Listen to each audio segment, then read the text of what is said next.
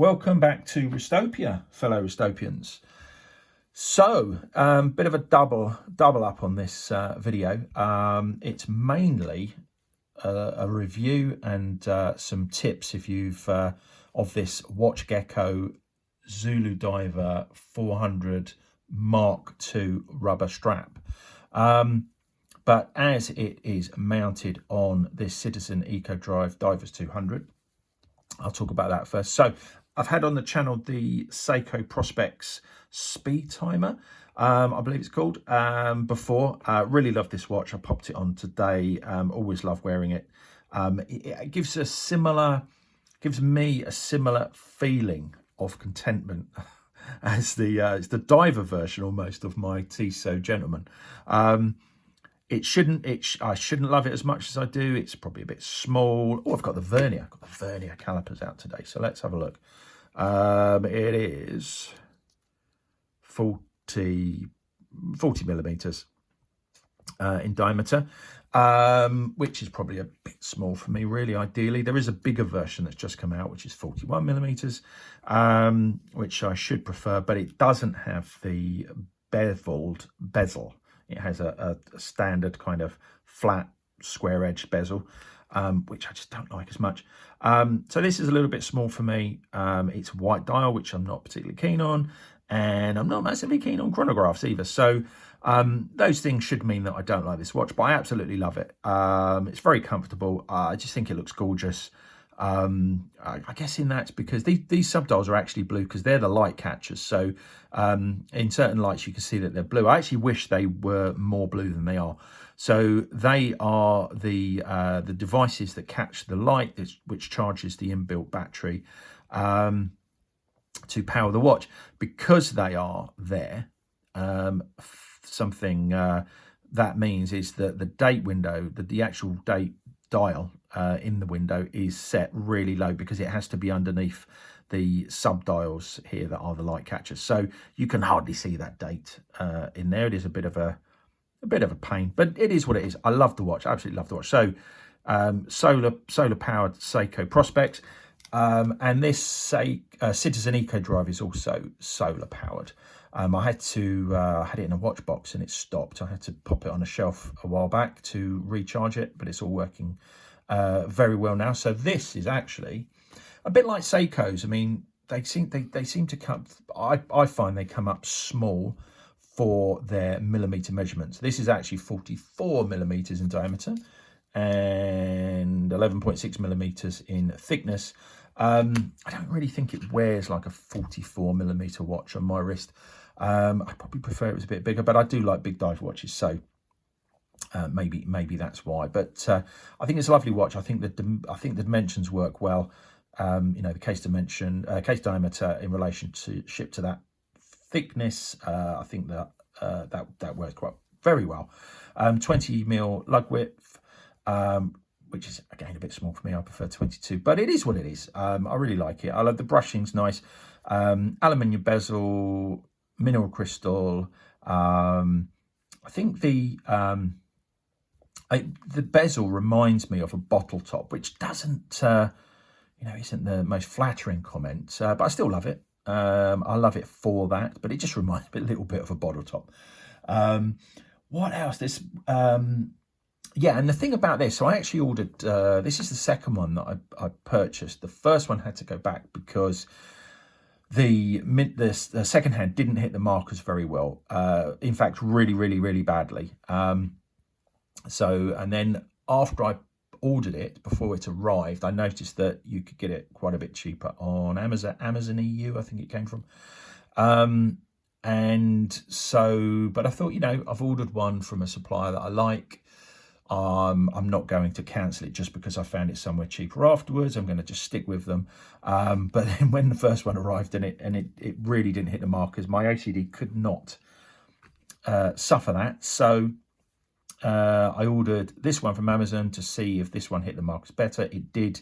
So the first one had to go back. And I think this is probably the most accurate ticking, second ticking quartz watch that I have for hitting the markers. They're pretty. I think that title used to belong to a Casio Edifice But now it is the Citizen Eco Drive Divers 200. So that's a bit about the watch. So let's get on to the strap. So it is the Watch Gecko 400 Mark II Italian rubber strap with deployant clasp, which is why one of the reasons I wanted it. I wanted a deployant clasp. I think I just will not do pin buckles. So if it's braceleted, obviously it's going to be a three-fold clasp, or rubber or leather, I would want a three-fold clasp on it. Another thing with this Citizen actually is the connections for the spring bar are really close. Well, they're quite short lugs, aren't they? So you know, there isn't really too much of a gap there. When you're wearing it, you kind of don't really notice that there's a gap, which is good for me because I really do not like gappy straps, as I call them. So I ordered this strap. Hopefully, if you've got one or you're thinking of getting one, this video will be useful. Just a couple of tips, my experience of cutting it, because it needs to be cutted. Now, I wouldn't say it's vanilla, although it does smell of vanilla. I don't think that vanilla smell ever goes away. So if you really don't like vanilla, or just the fact that the strap has a fragrance, I don't think, I've had this a while now and it hasn't gone away. I don't think it's as strong. When you first get it, you just notice it. It's on your wrist, and you cannot not smell the vanilla fragrance in the air. Maybe it you know, maybe it has died down a bit, or maybe I've just got used to it. So you have to. What's the next thing to tell you about this Zuludiver? It is an extremely firm grip on the clasp, and I don't wear it too much. I'm guessing that will probably get a bit easier. I've not really looked at the method that's using to. I don't think really it could adjust anything. Oh, there we go. So it will wear. I mean, it will get easier, won't it? Because the metal's going to wear. But yeah, initially it's quite tough to get to open. That doesn't bother me at all. I still love it. So what you have to do when these arrive, the strap is much longer than this one here, and you have to cut it down. Both of these, both parts of the rubber strap are the same, and you're going to need to cut both of them to get the clasp to be central, unless you've got a massive wrist, and then you won't need to cut anything. I actually messed up the first one to a degree. Not too bad actually. It was fine. This was currently it's £98 list price without discount. I think they weren't as expensive potentially when I got them. They may have had a bit of a price increase. And there was an offer. You get offers. I think I bought, I think it was a multi-buy. I think I got 3 different colours, and that gave you a 20% discount. I think something like that. But if you mess up the cutting of the strap, you can purchase additional single pieces for, I believe they were £20. And as I then ordered something else from Watch Gecko, I thought, oh, I'll get another one, which was quite good, because it was this one that I wanted to replace, the longer one of the two.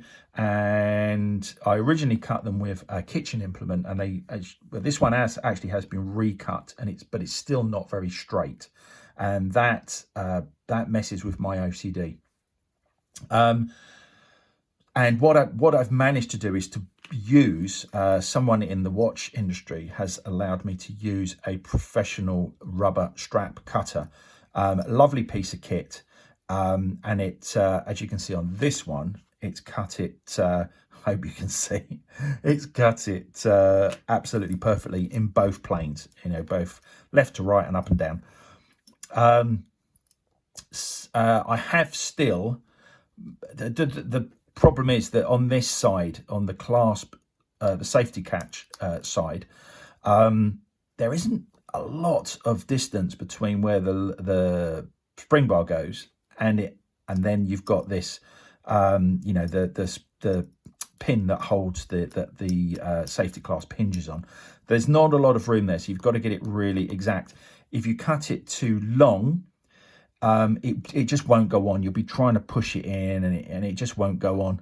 And of course, it's really difficult to cut a very small amount of it. So it's crucial, really, that you get it right first time. I've actually cut this one annoyingly, probably slightly too short. I'd have liked it to be touching right up against that bar there, but you know, it's going to be difficult to do first time. Yeah, you're going to be really almost lucky to get that exactly correct, and I'm not spending another £20 just to have another go.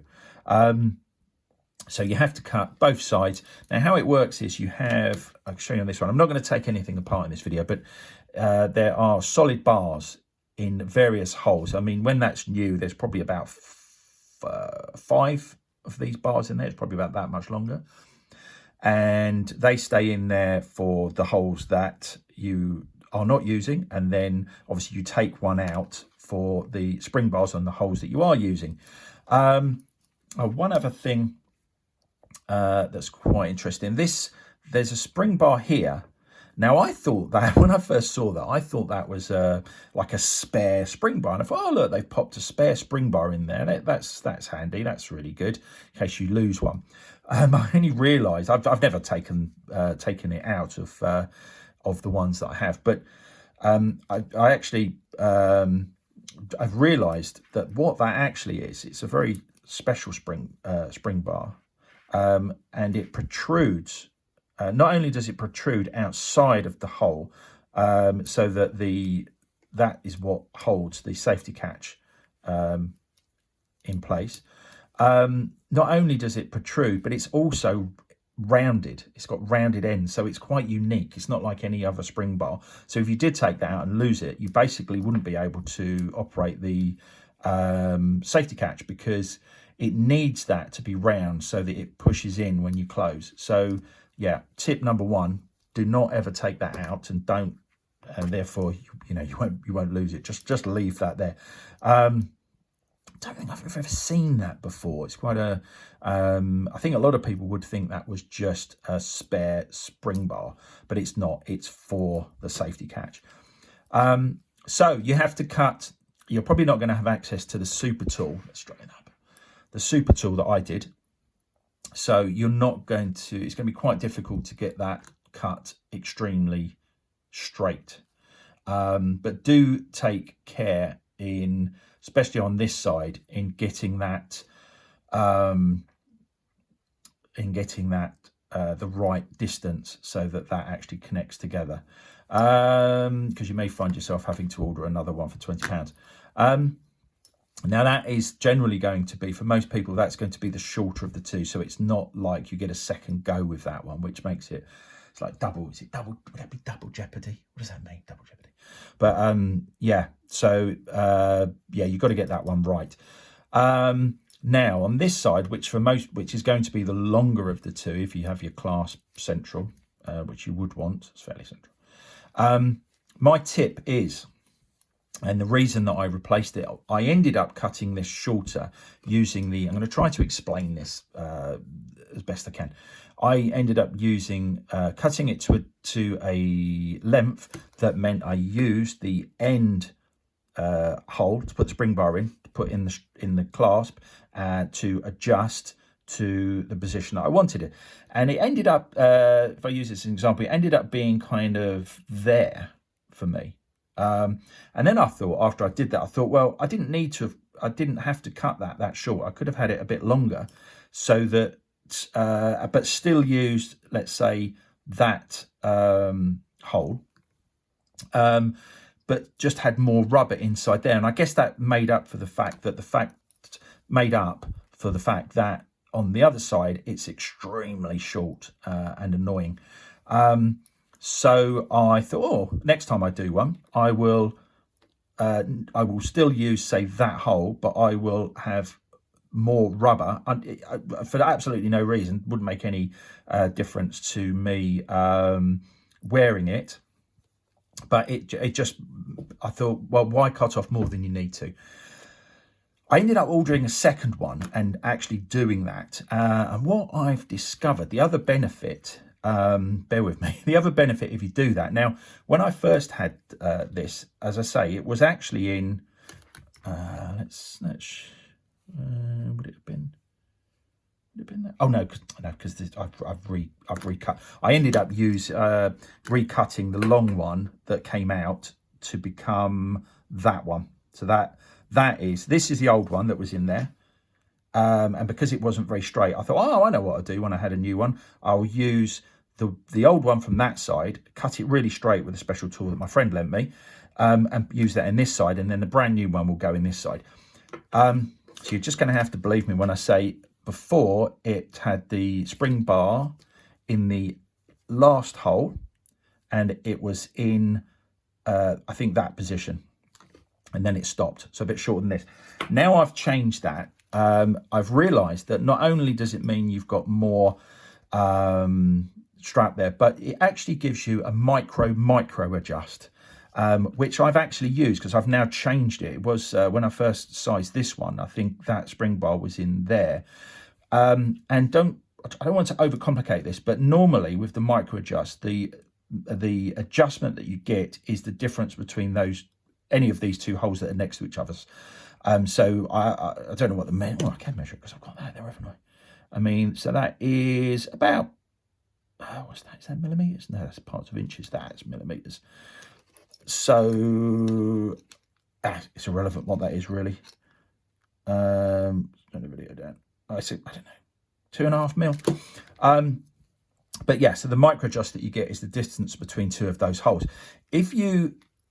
Because of the way because you've got these points with the solid bars in, if you make it as long as it possibly can be, then you actually get half of that as a micro adjust, because you've then got the option of using, I could either have it, at the moment I've got it in the end of this, but equally I could take that solid bar out, put the spring bar in that, and then as you may be able to see, that you cannot see that solid bar through those holes. That's because it's halfway in between two of those holes. So that in effect gives you a micro adjust. So which I've used, which is quite handy. So basically what I'm saying is if you've got one of these and when you cut it as long as you can, so there's more in there.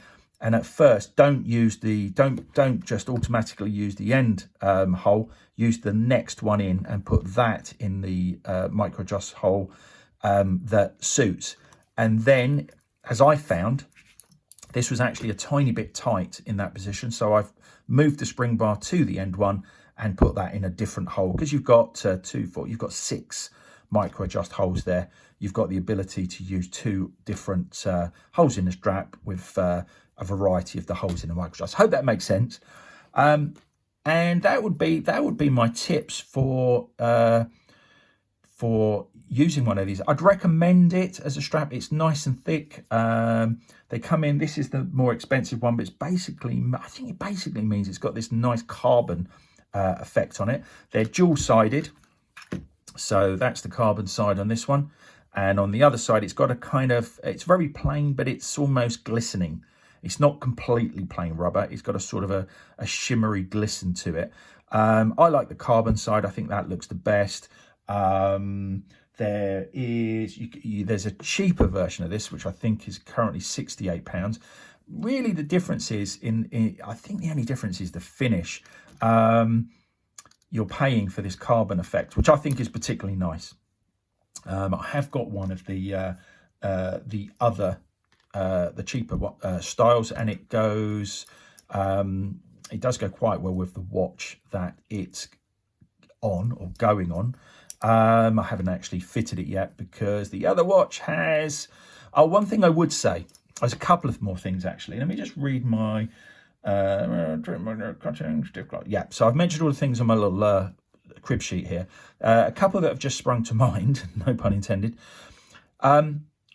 What can happen, and I could probably do it now, if you do that, it will come off. So because it's rubber, it's gripping the spring bar. So I imagine that if you knocked that, potentially that could come off. So be careful not to knock it. It isn't a problem for me. I don't think I'm ever going to knock it in that position. I'm not, I'm not using it in situations where I'm going to hit it that hard from at that point. Yeah, that is something to bear in mind. Now, the reason I wanted to take that off was on the other watch, which I can't show you. This one doesn't have drilled lugs. So drilled lugs being a hole that goes all the way through. The other watch that I'm putting one of these on, 20-minute video, it's meant to be short. The other watch that I'm putting one of these on does have drilled lugs, which means it comes with very thick spring bars. And what the problem that I've got is that the holes in here will not take a spring bar as thick as the one that came with the watch. And if I put a thin spring bar in, I'm not sure how thick these ones are. They were quite, a nice tight fit.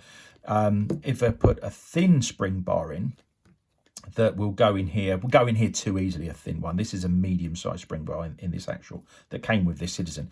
But the problem with a thin spring bar is that will then just go straight through the drilled lugs. So on the other watch, I've got to find a spring bar, which I'm sure I will be able to do. I need to find a spring bar that doesn't go all the way through the drilled lugs in it, but will fit through the hole there. Now, that's a situation that I think isn't going to affect most people, so I wouldn't worry about that too much, but it is something to consider. Maybe when I have found a solution to the spring. It's not that I've only recently cut the other one, so I haven't had time to play around with it. But I'm sure I will be able to find a spring bar that fits. But just bear that in mind. Well, I think there is no more to say on this. I recommend the strap highly. I enjoy wearing it. It come in a large range of colours, and as I say, two price points. Well, I hope you enjoyed that. One wrist, live it.